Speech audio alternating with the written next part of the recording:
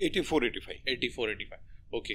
म्हणजे तेव्हाचं एज्युकेशन, म्हणजे तुम्ही जेव्हा शिकवत होता तेव्हाचं एज्युकेशन आणि आज आपण 24 मध्ये बघतोय, याच्यामध्ये मला वाटतं की 30-40 जास्त वर्ष, 37-38 वर्ष. तर या पूर्ण स्पॅन मध्ये तुम्हाला असा कुठला बदल दिसला का, शिकवण्यामध्ये पण आणि ओव्हरऑल शिक्षणामध्ये पण? ड्रास्टिक, खूपच. म्हणजे त्यावेळेला शिकण्यासाठी म्हणून तुम्हाला कुठले मीडिया अवेलेबल होते? एक पुस्तक आणि पुस्तक. कारण आणि जे काही तुम्हाला शिक्षक शिकवणारे होते ते किती अपडेट आहेत आणि कशा पद्धतीने तुम्हाला ते इन्फॉर्म करतायत, या दोनच गोष्टी होत्या. दुसरा मीडिया नव्हता. पण जसजसं आपण काळ पुढे सरकत गेला तसतसं रिव्होल्युशन हे सर्वच बाबतीत जगामध्ये होताना आपल्याला बघायला मिळतं. रिव्होल्युशनला खऱ्या अर्थाने सुरुवात झाली फक्त मी एज्युकेशन फील्डच असं नाही म्हणणार, की जवळजवळ सगळ्याच क्षेत्रांमध्ये आपल्याला तो बदल झालेला दिसतो. 1986 साली राजीव गांधींनी आपल्या भारतामध्ये कॉम्प्युटर आणला, इंटरनेट त्याच्याबरोबर आलं. पण त्या काळामध्ये इंटरनेट सर्वसामान्यांसाठी नव्हतं, ते फक्त ठराविक क्षेत्रांमध्ये वापरलं जात होतं. 15 ऑगस्ट 1995 नरसिंहराव आपले पंतप्रधान असताना भारताचे, खऱ्या अर्थानं इंटरनेट हे सर्वांसाठी अवेलेबल झालं. सगळे यूज टू झाले बऱ्यापैकी इंटरनेटला. स्मार्टफोन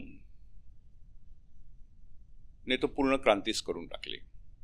स्मार्टफोन आपल्या भारतामध्ये खऱ्या अर्थानं इंट्रोड्यूस झाले 2007 साली. आता स्मार्टफोनचा शोध फार अगोदर लागलेला होता, कॉम्प्युटरचे शोध फार अगोदर लागलेले होते आणि इंटरनेटचे पण आपल्याकडे यायला मात्र कालावधी लागला. ज्याही वेळेला मी इंजिनिअरिंग कॉलेजची नोकरी साधारण 87-88 मी सोडून नाशिकला जॉईन झालो कोचिंग क्लासेसमध्ये, साळुंके, देवरे, भांबरे, कश्यप क्लासेस म्हणून. ज्याही वेळेला मी शिकवायचो मुलांना, त्यावेळेला कुणी कोणता शोध लावला हे ज्यावेळेला रेफरन्सेस यायचे, त्यावेळेला नावं जी असायची ते आईन्स्टाईन असायचं, मॅक्सवेल असायचं, ज्यूल असायचा, जे थॉम्सन असायचा. आपली मराठी नावं कुठेच दिसायची नाही. साहजिकच विद्यार्थ्यांना, त्याच्यातले जे काही हुशार विद्यार्थी होते खास करून, त्यांना ते जाणवायचं की अरे आपल्या भारतीयांची नावं का दिसत नाही या लिस्टमध्ये. मग त्यावेळेला मला जाणवायचं की हे नसायचं कारण या मुलांना माहीत असलं पाहिजे. कारण कुठलाही देश असो, की जर तुम्हाला त्या देशाची प्रगती करायची असेल खऱ्या अर्थानं, तर देशाचा स्वाभिमान तुम्हाला असला पाहिजे.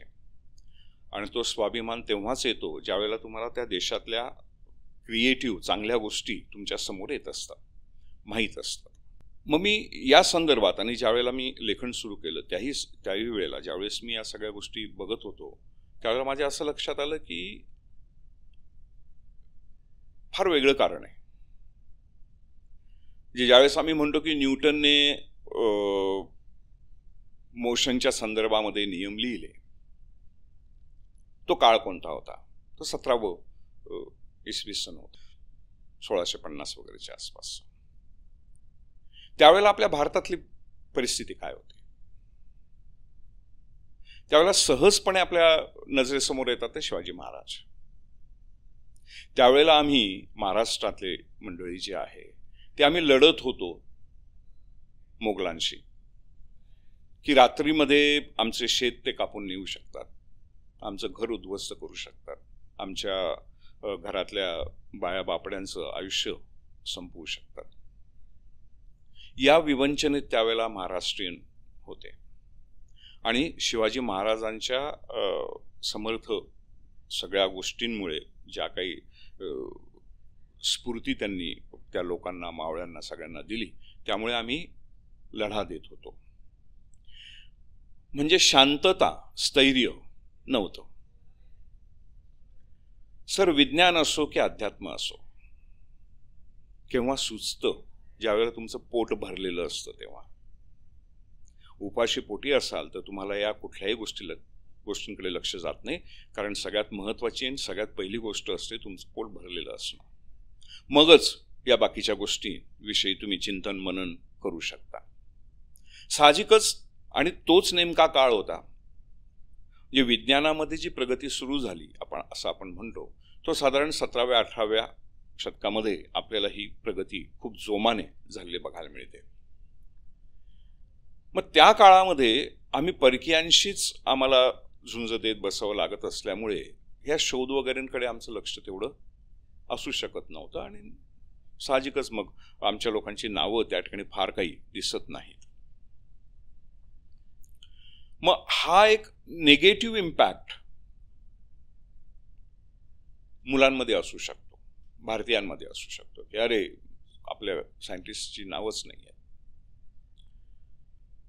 पण ज्यावेळेला आम्ही आमच्या अगोदरचं जे काही लिखाण झालेलं आहे, भास्कराचार्य असतील वगैरे वगैरे, ही जी काही मंडळी होती त्यांनी जे काही लिहून ठेवलेलं आहे सगळं, मग हे ज्ञान जे होतं पूर्वीचं त्याचं झालं काय? मग या विचारामध्ये माझ्या असं लक्षात आलं की बाकी देशांच्या प्रगतीविषयी बघूया की काय आहे.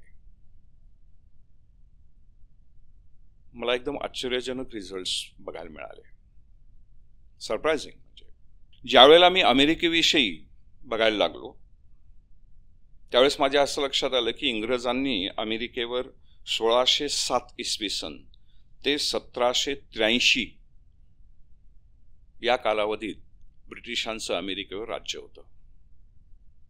हा कालावधी आहे 177 वर्षांचा. चीनवर ब्रिटिशांचं राज्य होतं 1840 ते 1912, 72 वर्ष चायनावर ब्रिटिशांचं राज्य होतं. हां, पण जर हाँगकाँग याच्यामध्ये आपण ऍड केला तर ते वर्ष होतात 156. हाँगकाँगला आता स्वातंत्र्य मिळालेलं आपल्याला बघायला मिळतं 1997च्या आसपास.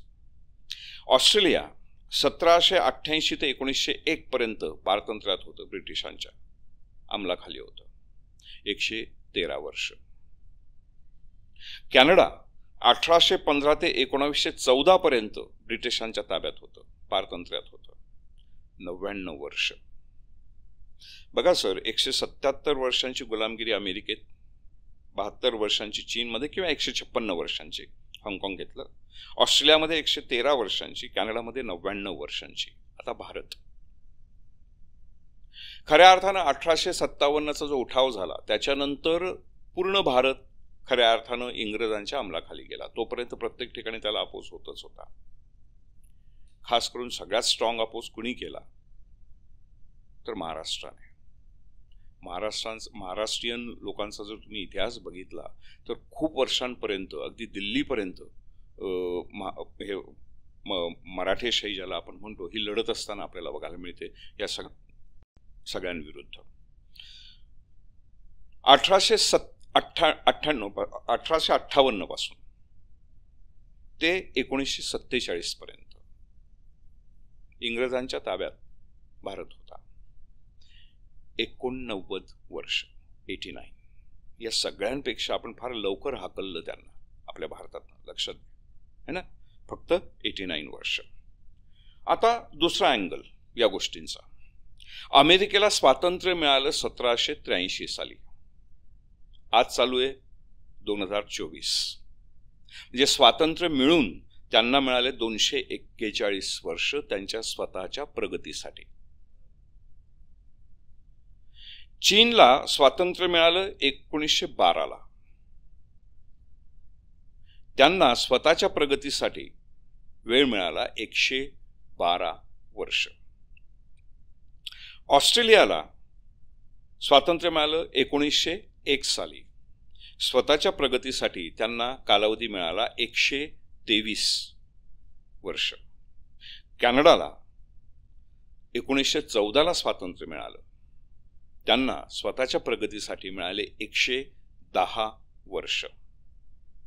भारताला 1947ला स्वातंत्र्य मिळालं.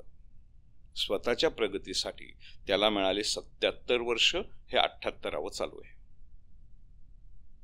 सगळ्यांपेक्षा अतिशय कमी. अमेरिकेपेक्षा तो फारच कमी. 241 वर्षांपासून ती स्वातंत्र्य उपभोगते आणि स्वतःची प्रगती करते. आम्हाला मिळाले फक्त 77. हे चालू आहे 78वं वर्ष.